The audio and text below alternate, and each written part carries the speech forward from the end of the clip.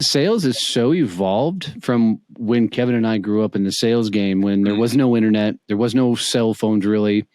And you had to do this old school thing, and where you actually had to go sell. Nowadays, there's so much more of this social influence that I don't want to say it's easier to sell now, but I think it's harder.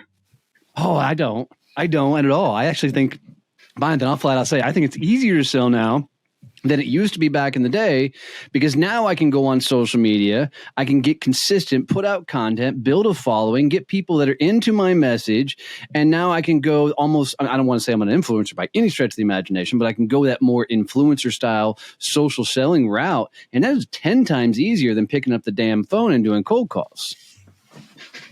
To some degree, but I do think the world has changed like so much that people rely on that so heavily that they can't even use the stuff that's more old school. Like they don't know how, or they won't. And that I agree with. I think it's effective and it can work. I mean, obviously every industry, every business can be slightly different. I'm a fan of the education-based content, like that type of, I'll call that marketing, not necessarily selling, but I think that piece is helpful, but people want to rely solely on that, and they don't have the skill set in any of the other kind of toolbox or the other tools in the toolbox. Like they just can't or won't, because it requires speaking to someone or picking up the phone, God forbid. Like, right. Oh my God. That's a great point. Great point. You know, so it almost avoids the rejection, because there is no, like, oh, I'm hiding behind my screen and I've got my social media and I've got my keyboard warriors out there just doing their thing. And not that doesn't work, yes, and I'm a believer in that, but I do think that we miss a lot because we don't interact in a face-to-face real manner.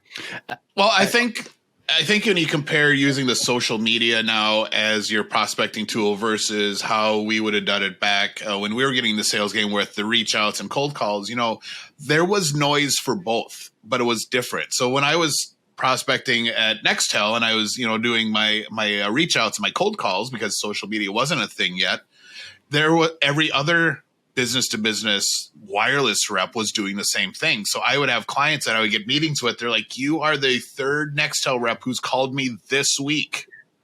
You know, so there's that noise. And the same is true with social media. There is just as much noise now on social media for people who are trying to push, you know, whatever their product or service is, as there was with the telemarketing before. So, but it's just a different medium.